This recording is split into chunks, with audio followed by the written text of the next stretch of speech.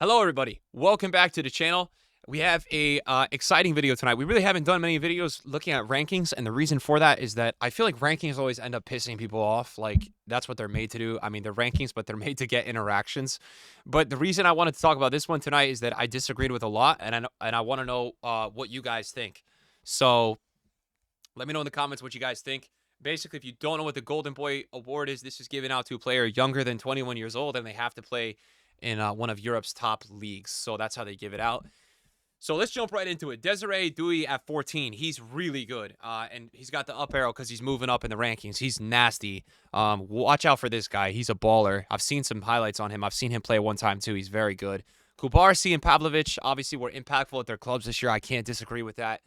Kobe Mainoo, I think, at 11 is way too low. Now, this is a guy that I felt like impacted United so much this year.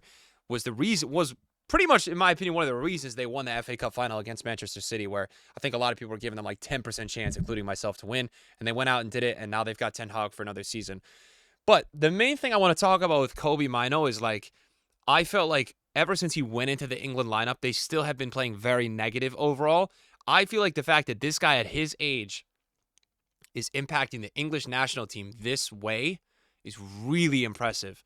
So my stock on Kobe Mainoo for the Golden Boy Award would be way higher than 11. And I also feel like a lot of the times midfielders get really underrated in rankings. I just feel like it's always attacker.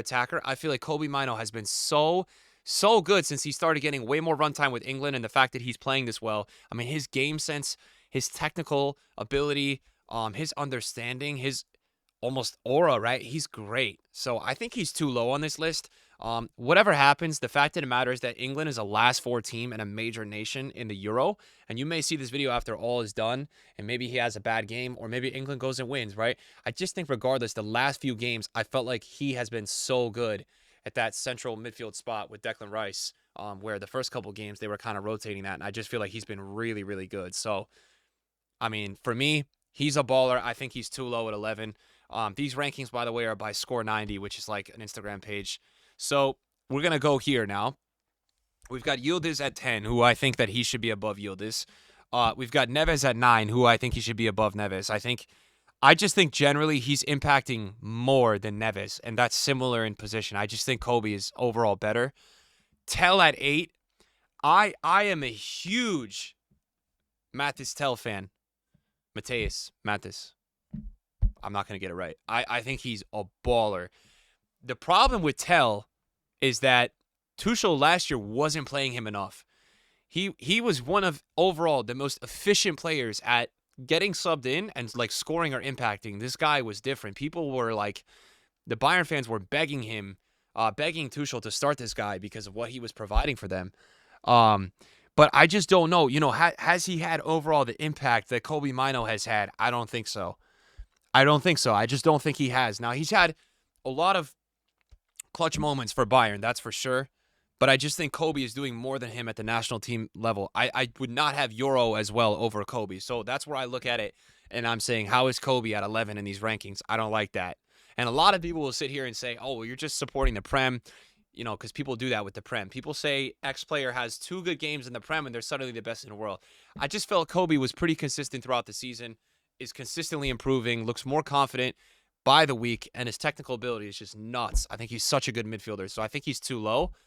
Garnacho's dropping at 6, and overall, I think Garnacho done okay this season. Well, I think Garnacho's going to have a better season next season. He's obviously also not getting runtime with Argentina. Look, at the end of the day, that team is just hard to play for. We look at all the legends in history with Argentina that just never really got runtime. Dybala's a really good example of just a brilliant player that just really didn't play that much with Argentina. And it's always that question mark that I don't know for sure if Dybala has Italian, like if he could have played for Italy, but that's always that question mark because we look at Italy now and I'm like, he would be starting still. So Garnacho was called up to the Argentine national team, but again, he's not getting consistent or much playing time at all for the national team. He's a huge impact player on United. And I think he's been up there with Kobe. So I wouldn't have a problem if I thought Kobe was, 6 or 7 or higher up. And we're going to talk about a top 5 here because this is where it gets really interesting. I don't want to spend too much time on this part. This is where I saw this and I kind of wanted to make the video. So The fact that Arda Güler is over at 5 is, for me, a joke. And I'm going to tell you guys why, right? I felt like Arda Güler, almost every time he got subbed in at Madrid this season, did something. Assist, score, crazy to me, right? Insane to me. And not to mention the fact that he took Turkey, all right, to the last, to me, the fact that he took Turkey that far to the last 8 is crazy, because I thought he was really one of the main reasons for that. And yeah, you can see the up arrow and he's trending up. But for me, when I see Endrick at 2, there's no way Endrick could be 2 in this list. I really disagree with that. And the fact that he's going up 2. Now, people are really reactionary, and maybe you could say I'm being reactionary about Arda Güler, but one thing Euro 2024 has taught us is that he is the real deal. He is the real deal. Madrid are so lucky. I don't even know. They're not even lucky, though. Madrid just scout better than everybody. It's not even, I'm not even going to sit here and be salty and say they're lucky. They're crazy at how they pick up players and who they get. And I thought Zaire Emery was impactful in the Champions League, but then like towards the end of it, and you know, I thought he had a really good Champions League run, I think in the previous run. This year he was all right, but then I thought at times he wasn't even getting the start, and we're not seeing him play for the French national team. So I'm like, how is he at 3? Now he's going down, but you look at a guy like Kobe Mainoo, probably should be close to him at this point. Savio should not be below Zaire Emery. Now Savio had, oh my God, what a season. If you haven't seen this guy play, Savio is deservedly in the top 5.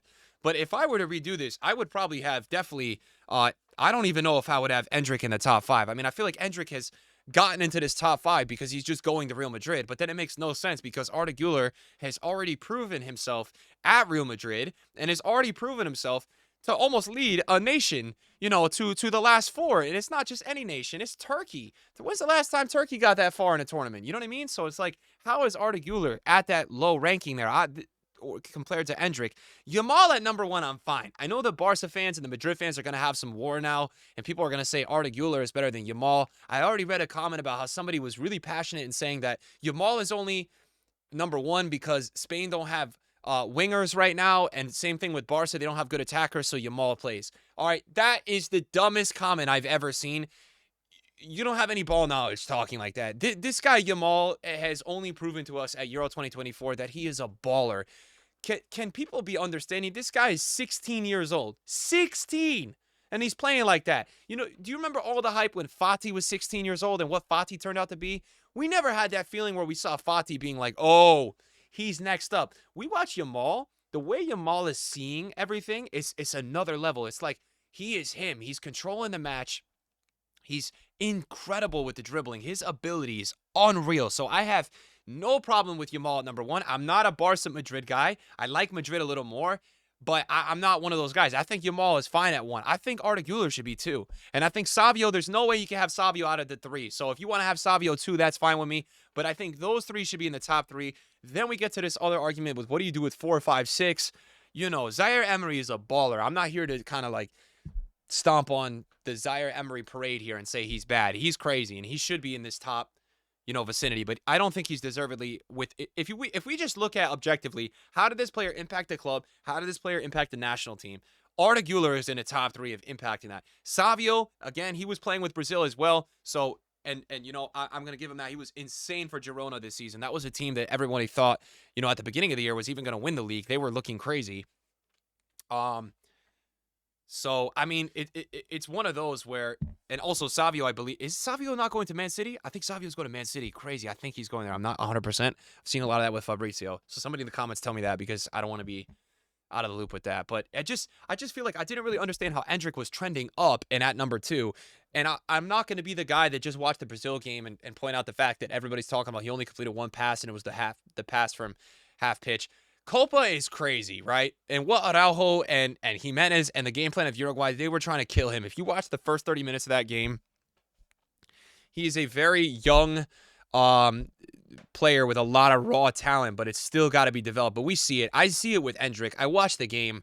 I mean, there was a couple times where he would take a first touch perfectly on the turn, and he's getting pushed around and killed, and that's after like 20 hits.